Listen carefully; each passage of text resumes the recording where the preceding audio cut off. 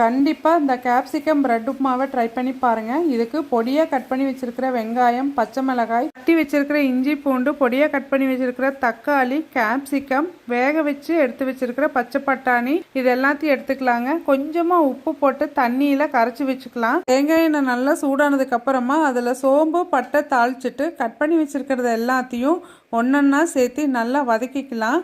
இதை நான் ஓரளவுக்கு வதங்கினதுக்கு அப்புறமா தக்காளியும் சேர்த்திட்டு கேப்சிகமும் சேர்த்திக்கலாங்க. இதுக்கு தேவையான அளவுக்கு உப்பு போட்டுக்கலாம். நம்ம ப்ரெட்டுக்கும் தனியாக போடுவோம், அதனால் பார்த்து சேர்த்திக்கலாங்க. இதுக்கு சாண்ட்விச் ப்ரெட்டு தான் ரொம்ப நல்லா இருக்குங்க. ஏன்னா அதில் இனிப்பு கம்மியாக இருக்கும். சாண்ட்விச் ப்ரெட்டில் நம்ம அந்த உப்பு தண்ணியை தெளித்து நல்லா கலக்கிட்டோம் போது அது கொஞ்சம் நல்லா சாஃப்ட் ஆகிக்கும். இதுக்கு இடையில அந்த காய்கள்லாம் நல்லா வதங்கி இருக்கும். இது கொஞ்சம் மீடியமுக்கு ஹை ஃப்ளேமுக்கு வச்சு பண்ணுங்க. அப்போ தான் நல்லாயிருக்கும். தீஞ்சு போகாத மாதிரியும் பார்த்துக்கோங்க. இந்த உப்பு தண்ணியில் கலக்கி வச்சுருக்கிற ப்ரெட்டை கொஞ்சம் கொஞ்சமாக சேர்த்து நல்லா கலக்கி விட்டு மூடி போட்டு ஸ்டவ்வை ஆஃப் பண்ணிடுங்க. இது அவ்வளோ சூப்பராக ரொம்ப நல்லாயிருக்கும். இதுக்கு மல்லித்தூள், மிளகாத்தூள் எந்த தூளுமே சேர்த்தாதீங்க. இதில் சொல்லியிருக்கிற பொருளை மட்டும் வச்சு ட்ரை பண்ணி பாருங்கள். ரொம்பவே நல்லாயிருக்கும். கண்டிப்பாக ட்ரை பண்ணுங்கள். தேங்க்யூ.